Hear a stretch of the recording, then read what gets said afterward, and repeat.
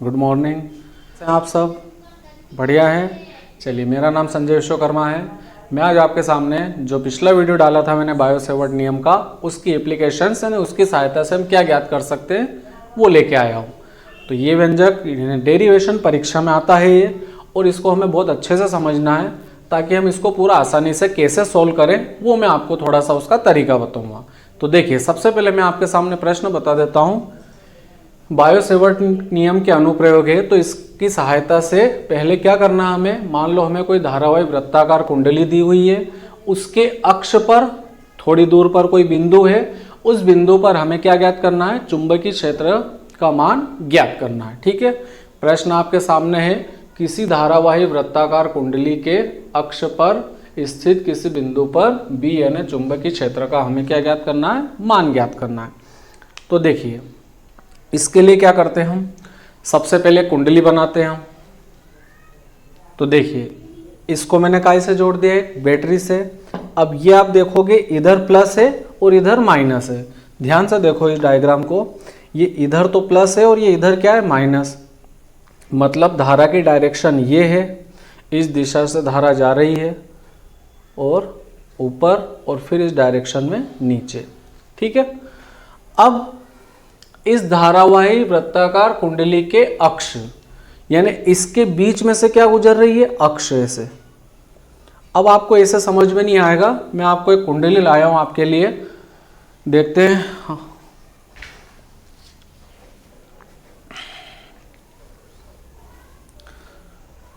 अब ये कुंडली ज़्यादा अच्छी तो नहीं है, पर मैंने एक तार की बनाई है, क्योंकि ये धारावाही तार है तो मैं स्पेशल तार लेके आया हूँ आपके लिए।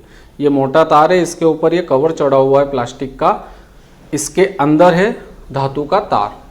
ये कुंडली, अब आप सोच रहे हो कि ये कुंडली ऐसे रखी हुई है, तो ये ऐसे रखी हुई नहीं है। ये कुंडली किस प्रकार से है, इस प्रकार से। ठीक है, समझना ध्यान से। ये है कुंडली, ये है कुंडली, और ये इस बोर्ड पे ऐसे। अब ऐसे कैसे बनाएंगे इसको, मान लो मैं ऐसे रखी होती तो इसको ऐसे वृत्ताकार बनाता, लेकिन ये कुंडली इस प्रकार से है और इसके बीच में से क्या गुजर रही है, अक्ष, ये अक्ष। तो देखो, मेरी तरफ कौन सा हिस्सा है, ये वाला, ये मेरी तरफ हिस्सा और ये पीछे का हिस्सा हो गया इधर, ऐसा, ये ऐसे। तो ये वाला जो हिस्सा है, ये देखो आप, इस हिस्से में से ये बीच में से अक्ष गुजर रही है, तो ये वाला हिस्सा कहाँ आ रहा है, ऊपर।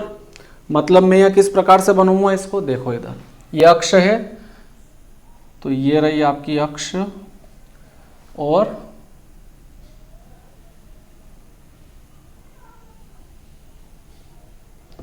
ठीक है। अब आप समझो, ये वाली लाइन ये यहां तक आ रही है और ये इसके पीछे दब रही है। मतलब ये जो कुंडली है, ये वाला हिस्सा ये है। ठीक है, मैं इसमें से अक्ष गुजर रहा हूं, तो देखो आप, ये अक्ष कहाँ है, इसके अंदर है। तो इधर से तो आपको ये तार दिखेगा, और इधर से अक्ष गुजर रही है, तो आप इस हिस्से से देखोगे, देखो इसको, यदि आप इस हिस्से से देखोगे तो आपको क्या दिखेगी, अक्ष, और ये कुंडली का तार क्या है, ये पीछे दब जाएगा। तो ये इस प्रकार से देखो, ये अक्ष और ये तार का दब गया पीछे, और इधर क्या कंडीशन बन रही है, इधर कंडीशन ये बन रही है कि ये इस प्रकार से है, देखो इधर। तो ये क्या हुआ, ये अक्ष अंदर है और ये तार का हिस्सा बाहर है। तो ये इस प्रकार से इसमें से क्या गुजर रही है, अक्ष। अब अक्ष पर स्थित किसी बिंदु पर, ठीक है, तो मैंने यहां पे बिंदु मान लिया P। अक्ष पे क्या स्थित है, बिंदु P, और इस कुंडली का मैं केंद्र मान लेता हूं क्या, O। ठीक, और इसकी त्रिज्या मान ली मैंने कितनी, कैपिटल R। और केंद्र से अक्ष पे इस P बिंदु की दूरी कितनी हो गई, तो यहां से यहां तक की डिस्टेंस मान लो आप कितनी, x। ये दूरी हो गई आपकी x। ठीक है, इतनी बात आपको समझ में आ गई। मैंने कुंडली ली, उसको मैंने एक सेल या बैटरी से जोड़ा, जिससे उसमें धारा प्रवाहित होने लगी, और उस कुंडली के अंदर से एक अक्ष गुजर रही है। उस अक्ष पे कोई बिंदु P स्थित है, जिस पे हमें चुंबकीय क्षेत्र का मान ज्ञात करना है। तो प्रश्न भी यही है, किसी धारावाही वृत्ताकार कुंडली के अक्ष पर, ये अक्ष पर स्थित किसी बिंदु पर, तो इस अक्ष पे क्या स्थित है, बिंदु P, जिस पर हमें क्या ज्ञात करना है, चुंबकीय क्षेत्र। अब मेन बात ये आ रही है कि धारा की डायरेक्शन क्या है।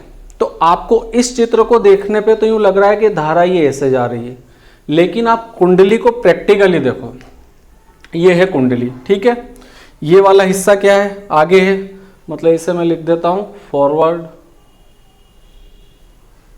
या हिंदी में इस हिस्से को लिखे ये फ्रंट का हिस्सा है, फ्रंट नहीं, ये हिस्सा आपका आगे का हिस्सा हो गया, और ये हिस्सा क्या हो गया आपका पीछे का हिस्सा। हिंदी में ही समझाता हूं मैं आपको।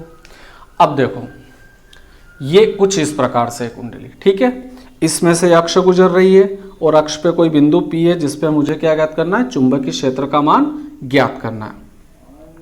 अब देखिए इधर आप, इस कुंडली को यदि मैं देखूं तो इसमें जो धारा है, ये धारा कैसे जा रही है, ये ऐसे जा रही है। कैसे जा रही है, ऐसे, ऐसे, क्योंकि ये जो आपका मेन फ्रंट का हिस्सा है, ये वाला सामने का हिस्सा, इस पे धारा कहां आ रही है, इस दिशा में।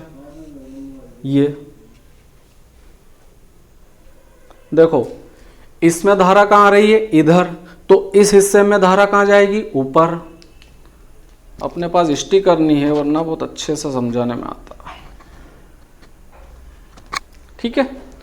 इस हिस्से में धारा आ रही है ऐसे नीचे, और इस हिस्से से धारा जा रही है ऊपर, ये इस तरीके से, इधर नीचे इधर ऊपर, ये। तो इधर से धारा कैसे गुजर रही है, यूं, ये ऐसे। किस प्रकार से, ये सामने का हिस्सा है, ये बैक हिस्सा है, पीछे का हिस्सा है, तो इसको ऐसे देखो आप, कुंडली को प्रैक्टिकली फील करो, तो धारा कुछ इस प्रकार से गुजर रही है, ठीक है। और फिर ये बीच में क्या आ गई, अक्ष, और उस पे है बिंदु, उस पे हमें क्या ज्ञात करना है, चुंबकीय क्षेत्र। समझ गया, ये अक्ष पे, यहाँ पे पॉइंट पे मान लो बिंदु P, और अपने को चुंबकीय क्षेत्र ज्ञात करना है। धारा की दिशा में आपको समझा चुका हूँ, धारा इधर से आ रही है नीचे और इधर से जा रही है ऊपर, ठीक है, ये समझ गया। अब आगे देखो, अब यहां पे हमने एक अल्पांश ले लिया, उस अल्पांश का क्या नाम दे दिया हमने, AB, और उस अल्पांश की लंबाई क्या हो गई, DL, ठीक है। ये हमने क्या ले लिया, अल्पांश। अब अल्पांश आपको मैं इसमें बताता हूं, ये देखिए, ये ऐसे है ये कुंडली, तो इस हिस्से में, यानी जो आगे का हिस्सा अपने, ये अपने बिल्कुल आगे का हिस्सा ये वाला, और ये हिस्सा पीछे रहेगा ये, तो इस हिस्से में धारा ऐसे आ रही है और इस हिस्से में धारा यूं जा रही है। तो अल्पांश ये मैंने जो पेन लगाया ये एक अल्पांश है। अल्पांश का मतलब इस कुंडली का छोटा सा हिस्सा। ऐसे बहुत सारे अल्पांश से मिलके क्या बन रही है, कुंडली। तो ये अल्पांश ले लिया हमने ये, ठीक है। अब ऐसे तो बहुत सारे हिस्से इसमें, तो मैंने यहाँ पे एक अल्पांश ले लिया उदाहरण के लिए DL। इस अल्पांश की इस P बिंदु से दूरी कितनी हो जाएगी, तो अब इसकी P बिंदु से दूरी निकालने के लिए क्या करना है, देखो यहाँ का एंगल कितना हो गया, ये आपका 90। ये हो गया आपका एक समकोण त्रिभुज, ये हो गया आपका आधार, ये हो गया लंब। तो ये तीसरी भुजा कौन सी हो जाएगी, समकोण के सामने की कर्ण। तो इसका मान निकालने के लिए क्या करोगे आप, कर्ण का वर्ग बराबर लंब का वर्ग प्लस आधार का वर्ग, या कर्ण बराबर ये काय में आ जाएगा अंडा रूट में। तो आपका लंब क्या हो गया r² और आधार क्या हो गया x²। तो अल्पांश से P बिंदु की दूरी आ गई आपकी अंडा रूट r² प्लस x²। अब देखो इसके आगे कुंडली ले ली, अक्ष बता दी, P बिंदु बता दिया, यहाँ पे अपने को चुंबकीय क्षेत्र ज्ञात करना है, ये अपन समझ गए। दूरी निकाल ली, आ गई। हमने धारा की दिशा आपको कुंडली के माध्यम से बता दी। अब अपन ये देखें कि ये यहाँ पे जो अल्पांश के कारण जो चुंबकीय क्षेत्र रहेगा वो क्या रहेगा, dV। ये हम बायो सेवर्ट लॉ में पढ़ चुके हैं। क्या फार्मूला था उसका, dV is equal to μ0/4π IDL sine θ/r²। ठीक है। धारा कौन सी है इसमें, I मान की, ये बह रही है। ठीक है, यानी धारा और dl, धारा और dl, IDL और साइन थीटा बटे r²। ये तो अपन ने उसका फार्मूला पढ़ा। अब देखो इधर,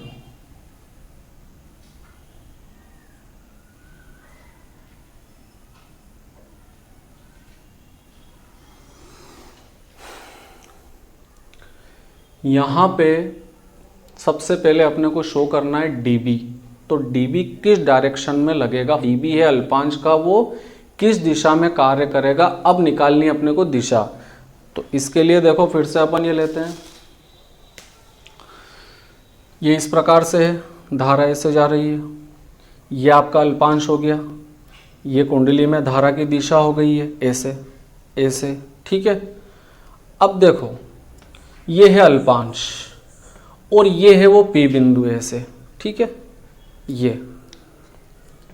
तो इस अल्पांश के कारण P बिंदु पे, तो अल्पांश के कारण P बिंदु पे अपन दिशा कैसे ज्ञात करेंगे चुंबकीय क्षेत्र की, तो यहां पे लगाना है अपने को कौन सा नियम, दाएं हाथ की हथेली का नियम। तो दाएं हाथ को किस प्रकार से रखना है, देखो इधर, ये दाएं हाथ में क्या बताया गया था कि अंगूठा किसकी दिशा में रहेगा, धारा की दिशा में। तो धारा ये ऐसे जा रही है, ये ऐसे, ठीक है।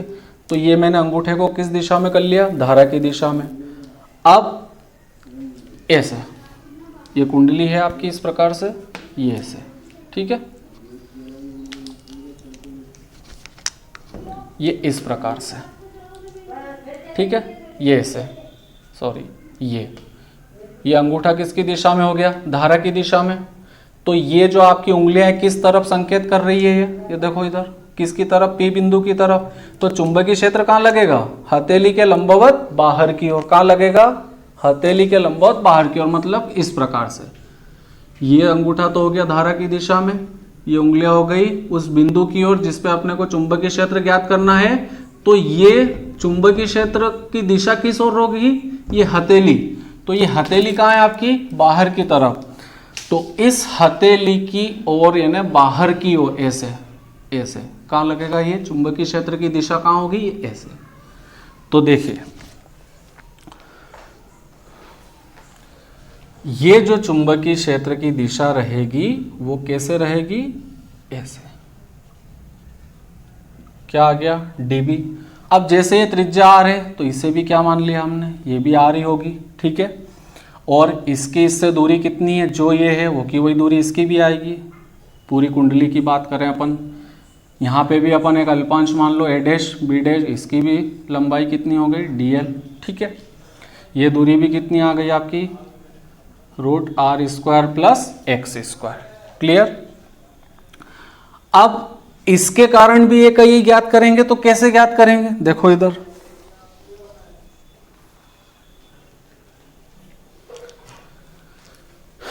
ये धारा ऐसे जा रही है इसे, ठीक है। ये धारा ये ऐसे जा रही है, ऐसे। तो अब धारा इस वाले हिस्से में कहाँ जा रही है, ऊपर। कहाँ जा रही है, ऊपर। तो ये ऐसे, ठीक है, ये धारा ऊपर जा रही है, ठीक है। तो ये धारा यदि ऐसे जाएगी तो ये क्या आएगा आपका, ये क्या आएगा, ये उंगलियां उसकी तरफ संकेत कर रही है, ये, ठीक है। आपको थोड़ा हाथ सही नहीं दिख रहा होगा, देखो इधर, ये ऐसे जा रही है, ऐसे जा रही है ऊपर, देखो इधर, ये ऐसे जा रही है। तो यहाँ का इस हिस्से पे तो अपन ने बता दिया इस अल्पांश का, तो अब इसके जस्ट नीचे ये है, तो ये धारा ऐसे जा रही है ऊपर, ठीक है। और ये उंगलियां किसकी ओर है, उसकी ओर है जिस पे अपने को चुंबकीय क्षेत्र का मान ज्ञात करना है। तो हथेली कहाँ है मेरी, देखो इधर नीचे। मतलब ये कंडीशन कुछ ऐसी बन रही है यहाँ पे, ठीक है। तो ये नीचे, तो इसका इस अल्पांश का जो चुंबकीय क्षेत्र की डायरेक्शन आएगी वो कहाँ जाएगी, ऐसे नीचे। इसकी भी अपन ने चुंबकीय क्षेत्र काय से दर्शाया, dB से, और इस अल्पांश का भी क्या हो गया, dB, ठीक है। अब मैं जो बता रहा था, एक माइनर और उसको मेजर बोलो या माइनर बोलो, मिस्टेक है।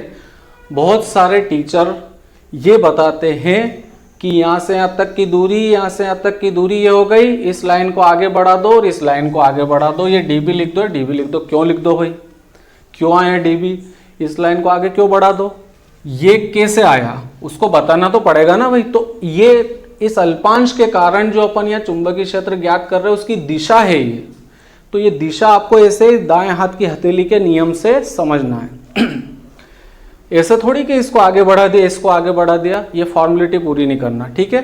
तो मैंने आपको बताया रीजन कि ये इधर क्यों है और ये इधर क्यों है। तो ये इसके कारण है और ये इसके कारण, ये इस अल्पांश की डायरेक्शन दर्शा रहा है और ये इस अल्पांश की डायरेक्शन दर्शा रहा है, ठीक है।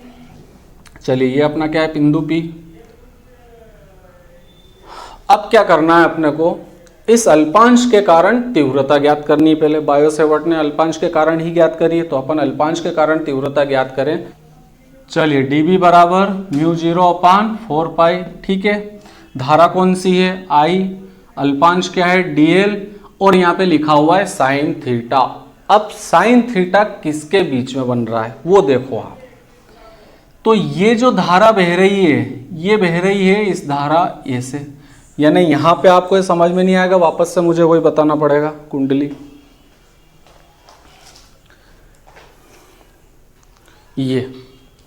ये धारा इधर जो आगे का हिस्सा इसमें ऐसे जा रही है, यानी ऐसे जा रही है, ऐसे घूम रही है। यदि आप प्रैक्टिकली देखोगे ना तो आपको ये एक्चुअली की स्थिति ये नजर आ रही है। तो यहाँ पे एंगल कितना बनेगा, 90 डिग्री का। तो आपको क्या लिखना है, साइन 90, और साइन 90 का मान क्या हो जाएगा 1, और बटे में r²। अब r क्या है, अल्पांश से इस P बिंदु की दूरी। तो अल्पांश से P बिंदु की दूरी क्या है, √r² + x², और इसका फिर होल स्क्वायर, क्योंकि दूरी का स्क्वायर है। तो ये क्या आ जाएगा आपका, dB = μ0/4 पाई IDL अपान रूट से ये स्क्वायर क्या हो जाएगा, कैंसिल हो जाएगा, तो r² + x²। इसको दे दो आप समीकरण नंबर 1। ये किसके कारण तीव्रता निकाली हमने, ये तीव्रता निकाली हमने अल्पांश के कारण। क्लियर हो गई इतनी बात। अब यहाँ आ जाओ P बिंदु पे, इसी अक्ष को हम आगे बढ़ाते हैं, ठीक है। ये एंगल हो गया फाई, ये एंगल हो गया फाई, ठीक है। अब एक लाइन अपन ऐसे खींचते हैं बीच में, तो ये दोनों फाई है, तो ये भी क्या होगा फाई, और ये भी क्या होगा फाई, ठीक है। अब यहाँ पे अपन घटक बांटेंगे इनके, साइन और कोस। तो एंगल क्या है आपका फाई, तो कोण की तरफ, इस एंगल की तरफ जो घटक आएगा वो इस dB का क्या आ जाएगा, dB cos फाई। और एंगल के विपरीत जो यहाँ पे घटक आएगा, एंगल के विपरीत जो घटक आएगा वो आ जाएगा आपका dB sin फाई। इसी तरीके से इस कोण का देखो आप, इस एंगल, ये वाला एंगल है, इस एंगल की तरफ dB का लिख रहे हैं अपन, तो इस एंगल की तरफ जो आएगा वो फिर क्या आ जाएगा, dB cos फाई। और इस एंगल के अपोजिट यानी विपरीत डायरेक्शन में क्या आ जाएगा, dB sin फाई। क्लियर हो गया इतना। ये हमने दो घटक बांट दिए इनके। ये इस तरीके से आपका डायग्राम बनेगा। ऐसे नहीं करना डायरेक्ट कुंडली बनाई, लाइनें खींची और ये फटाफट लिख दिया dB cos phi dB sin phi. भाई इनको क्लियर करो कि कहाँ से आया। इनका एक एक कॉन्सेप्ट अपने को क्लियर होना चाहिए। आप इस चित्र को या तो इस वीडियो में इस पोजीशन का स्क्रीनशॉट ले लो, या इस चित्र को जूम करके देखो, या इसको पॉज करके देखो, या स्किप करो, या जो भी करना करो, बाकी इसको ध्यान से देखो। ये चित्र ही सब कुछ है आपके लिए। अब अल्पांश के कारण तो हो गया। अब ये जो dB cos फाई घटक आप देख रहे हो, इनमें से साइन फाई और cos फाई में से कौन निरस्त होंगे, ये। क्यों निरस्त होंगे उसका भी रीजन है, क्योंकि इन दोनों की डायरेक्शन क्या होती है, विपरीत। ठीक है, मान लो कोई वस्तु रखी है, एक व्यक्ति बोल रहा है कि मैं इसको इधर ले जाऊं, एक इधर खींच रहा है और एक इधर खींच रहा है। ठीक है, दोनों में फोर्स बराबर है। एक इस दिशा में ले जा रहा है इसको, एक इस दिशा में। अब बताओ ये कहीं जाएगा क्या, ये तो कहीं नहीं जाएगा, लेकिन इनकी एनर्जी जरूर वेस्टेज हो जाएगी। तो ये क्या करेंगे, एक दूसरे से लड़ लड़ के इनका प्रभाव, जितनी भी एनर्जी रहेंगी सारी क्या कर लेंगे, वेस्टेज कर लेंगे। क्यों कर लेंगे, क्योंकि एक बोल रहा है इधर, एक बोल रहा है उधर, तो दोनों की डायरेक्शन क्या हो गई, अपोजिट। इसलिए दोनों एक दूसरे को क्या कर देंगे, निरस्त। चलो मान लिया निरस्त हो गए। अब बचे कौन से घटक, dB sin फाई। इसका dB sin फाई ये और इसका dB sin फाई ये एक ही डायरेक्शन में है, इसलिए आपस में क्या होंगे, जुड़ जाएंगे। क्यों जुड़ जाएंगे, क्योंकि इनकी दिशा एक है। तो अब हम मान लेते हैं कि ऐसे कई अल्पांश से मिलके क्या बनी है कुंडली। ऐसे छोटे छोटे कई टुकड़े, जैसे एक धागा रहता है ना, ये धागा लिया, फिर इसको दूसरे धागे के टुकड़े से अपन क्या करते हैं, अपने इधर वो ऐठन लगा के दूसरे टुकड़े से जोड़ लिया, फिर तीसरे टुकड़े से, फिर चौथे टुकड़े से। ऐसे करते करते हमने एक वृत्ताकार कुंडली टाइप संरचना बना ली धागे की। अब कोई पूछा आपसे कि ये आपने जो धागे की कुंडली बनाई ये किससे मिलके बनी, तो आप बोलोगे कि मेरे पास बहुत सारे छोटे छोटे टुकड़े थे, उनको मैंने जोड़ के बनाया। तो क्या इसमें एक ही टुकड़ा है क्या? नहीं, इसमें बहुत सारे टुकड़े। अब चूंकि आपकी कुंडली छोटी है तो आप गिन के बता दोगे 1 2 3 4 5 6 7 8 और 9। कितने छोटे छोटे धागों को जोड़ के बनाया आपने इसको? 9 धागों को। अब मान लो कि आपको ये पता नहीं है कि कितने टुकड़े जोड़े, बहुत सारे जोड़ के ना बड़ी धागे नुमा कुंडली नुमा संरचना बना ली। तो इन छोटे छोटे अंश को यानी इन छोटे छोटे हिस्सों को अपन बोलते हैं अल्पांश। क्या बोलते हैं? अल्पांश। तो ऐसा मैंने एक यहाँ माना है और एक यहाँ, लेकिन ये बहुत सारे हैं ऐसे। तो हर अल्पांश के कारण इसका ये वाला घटक क्या आएगा? dB sin phi। और चूंकि सबकी डायरेक्शन एक आएगी इसलिए सब आपस में क्या होंगे? जुड़ेंगे। तो अब अल्पांश के कारण तो मैंने तीव्रता आपको बता दी, यानी अल्पांश के कारण चुंबकीय क्षेत्र तो बता दिया। अब मैं यदि पूरी कुंडली की बात करूं तो संपूर्ण कुंडली के लिए क्या करना पड़ेगा आपको? वो किसके कारण निकलेगा? इस dB sin phi के कारण। तो यहां पे लिखो आप संपूर्ण कुंडली के कारण। कौन से बिंदु पे? P बिंदु पर चुंबकीय क्षेत्र। तो संपूर्ण कुंडली का चुंबकीय क्षेत्र क्या? B। वो कैसे निकलेगा? इस अल्पांश के चुंबकीय क्षेत्र से। ऐसे अल्पांश को सबको मिला दिया तो कुंडली बन गई। तो संपूर्ण के लिए क्या करना है आपको? इसका समाकलन। किसका? dB sin phi। क्योंकि ये बहुत सारे हैं अल्पांश है, आप सबके घटक तो नहीं लिख सकते हैं। ये तो कैंसिल हो गए तो बचे ये, इनसे निकलेगा। और यहाँ पे सब बहुत सारे जुड़ रहे हैं तो सबको लिखने की बजाय एक को लिख के और आगे क्या लगा दो आप? समाकलन। ठीक है, क्योंकि ये सारे मिलके क्या हो रहे हैं? जुड़ रहे हैं और ये सब मिलके कुंडली बना रहे हैं। अब देखो, अपन थोड़ा मैथमेटिकल सूत्र हल करते हैं। समीकरण 1 में काय की वैल्यू है? dB की। ये dB की वैल्यू उठा के आप कहाँ रख दो? समीकरण 2 में। तो आपको क्या बोलना पड़ेगा? By equation first and second. तो B बराबर समाकलन dB की वैल्यू क्या है? Mu not upon 4 pi IDL upon R square plus X square into क्या है? Sine phi. अब साइन फाई का मान निकालना है तो साइन फाई का मान कहाँ से निकलेगा? देखो इधर, ये त्रिभुज है आपका A और ये पॉइंट को O पर मान लो थोड़ा, O और ये बिंदु P दब गया है अंदर, इसलिए मैं इसको थोड़ा रेड से कर देता हूँ। ये यहाँ पे P बिंदु ही है ना जिसके ऊपर से अपन ने निकाला भी अल्पांश। तो एक त्रिभुज तो ये हो गया AOP और एक त्रिभुज ये हो गया आपका A'OP। ये दोनों क्या हो गए आपके? समकोण त्रिभुज। आप इससे निकाल सकते हो या इससे। तो मैं इधर थोड़ा साइड में निकाल लेता हूँ इसका मान। त्रिभुज क्या ले लिया हमने? AOP।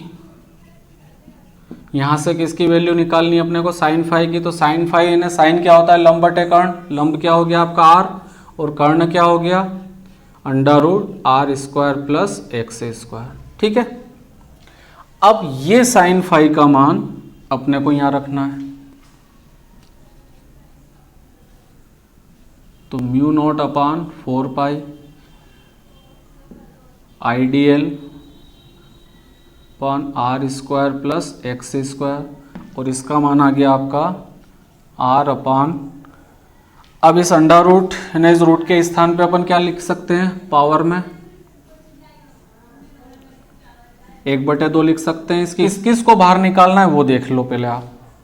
चलिए इसको आगे इधर बता देता हूं मैं। B is equal to mu 0 upon या म्यू नॉट अपान 4 पाई बाहर गया, I बाहर गया, DL को यही रहने दो, I के साथ किसको लिख दिया? R को।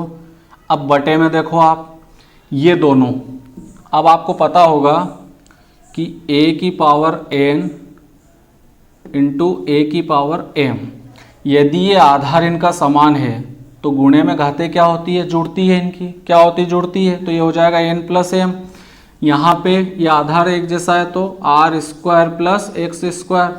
इसकी पावर कितनी है? 1 और इसकी पावर क्या है? हाफ। तो 1 और हाफ को प्लस करेंगे तो क्या आ जाएगा? 3/2 यानी 3/2। ठीक है, अब ये हो गया। इसके बाद अब समाकलन के अंदर क्या रहा? DL। dl मतलब अल्पांश की लंबाई। ऐसे बहुत सारे अल्पांश मिलके क्या बना रही है आपकी वृत्ताकार कुंडली। तो सारे अल्पांशों का योग कर देंगे अपन, तो ये क्या बना देंगे कुंडली की परिधि, यानी वृत्ताकार कुंडली की परिधि, यानी वृत्त की परिधि। और इसका फार्मूला क्या आ जाएगा यहाँ पे, तो आपको लिखना है समाकलन dl बराबर 2 पाई आर, क्योंकि हम जानते हैं वृत्त की परिधि का सूत्र क्या होता है 2 पाई आर। हमारी त्रिज्या कैपिटल आर है तो हमने क्या लिख दिया 2 पाई आर।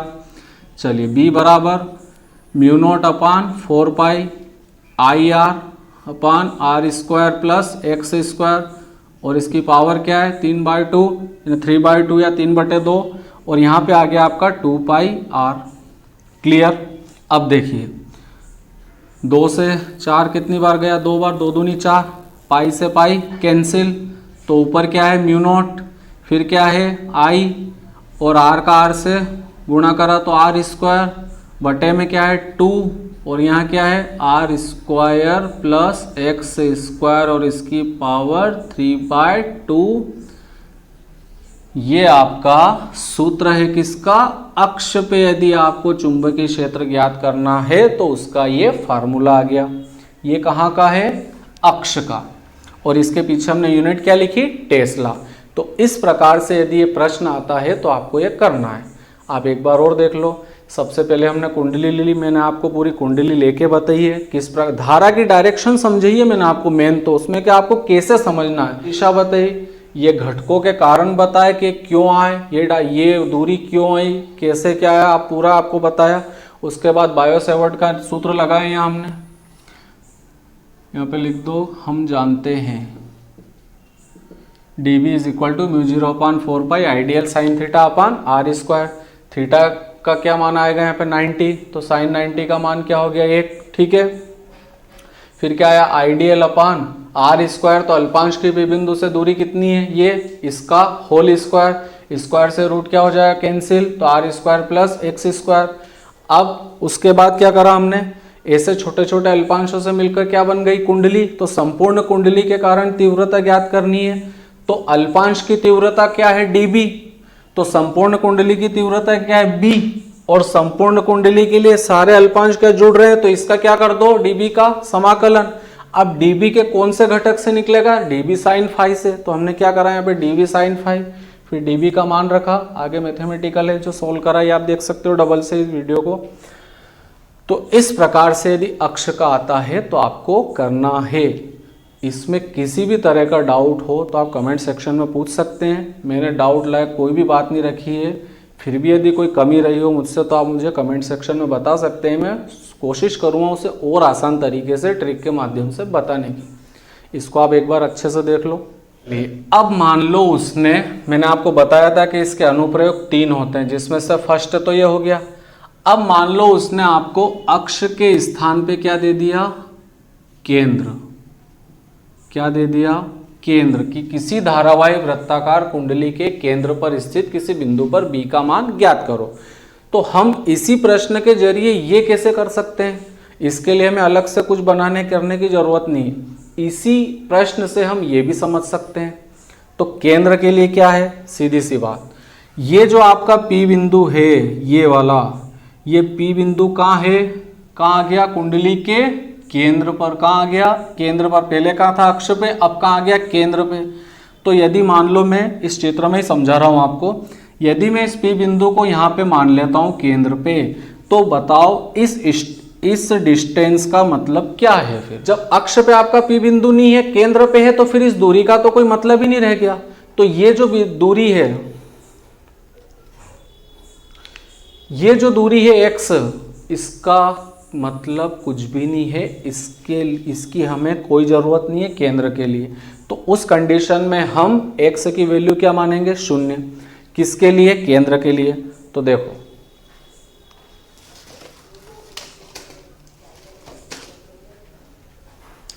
देखो इधर मैं थोड़ा सा मिटा रहा हूं यहां से,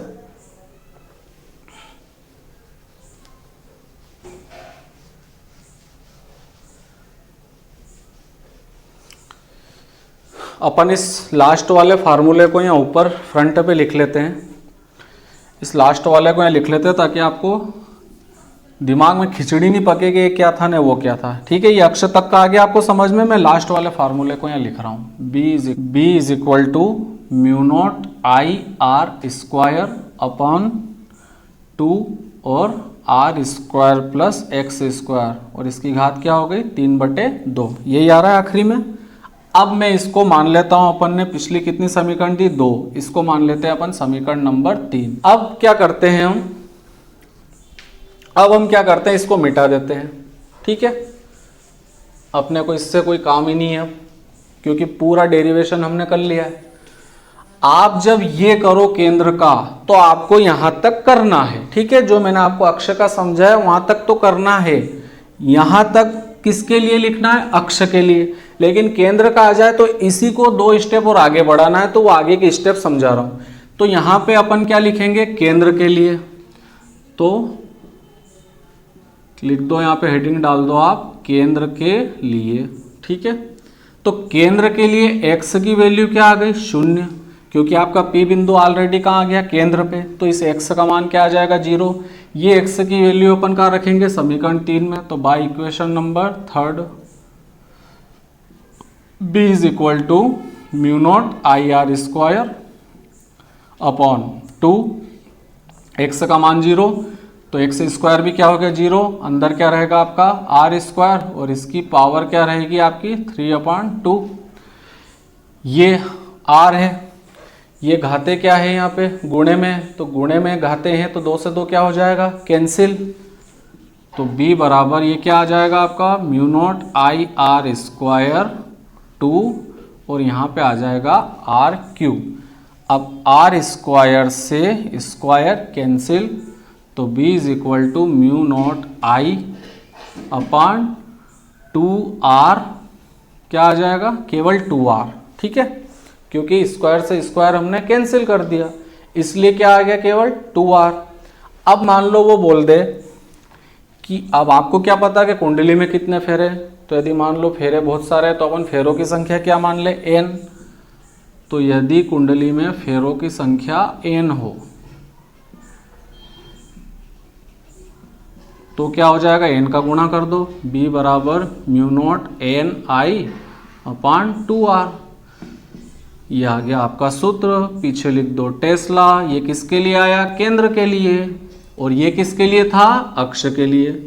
तो अक्ष के लिए आपको यहीं पे अपना डेरिवेशन क्लोज कर देना है, और केंद्र आ जाए तो केवल आपको x की वैल्यू 0 रख देना है। 0 हो जाएगा तो आर स्क्वायर और इसकी घात 3/2, 2 से 2 कैंसिल हो जाएगा, ये बचेगा आपका आर क्यूब।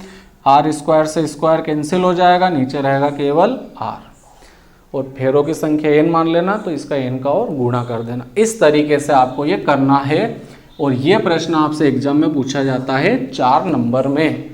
तो मैंने आपको बिल्कुल इसका शॉर्टकट तरीका बताया है। ठीक है, ये हो गया आपका डेरिवेशन, इसको अच्छे से आप देख लो एक बार।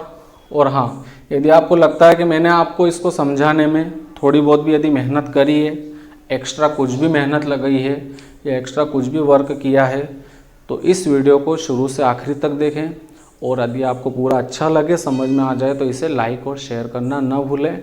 और यदि आप इस चैनल पर नए हैं तो इसे सब्सक्राइब कर बेल आइकन दबाना न भूलें। इसे सब्सक्राइब करके बेल आइकन जरूर दबाएं। ठीक है स्टूडेंट, तो आप अच्छे से पढ़ाई करिए। अपन अगले वीडियो में मिलते हैं। इसका तीसरा एक्सपेरिमेंट, फर्स्ट हो गया अक्ष का, सेकंड हो गया केंद्र का, और तीसरा अनुप्रयोग आएगा एक अनंत लंबाई का चालक, जो कि मैं आपको बहुत जल्द हो, यानी कल 1 आध दिन में वो वीडियो आपके सामने लेके आऊँगा। उसको भी अपन अच्छे से समझेंगे। तब तक के लिए गुड लक, आप अच्छे से पढ़ाई करें और मस्त रहें और स्वस्थ रहें, और कोविड-19 के दौर में सारे दिशा निर्देश जो गवर्नमेंट जारी करती है उनका पालन करें, सावधानी रखें, सतर्क रहें, जैसे स्टडी करें, यही मेरी आशा है। ठीक है, ओके, गुड लक।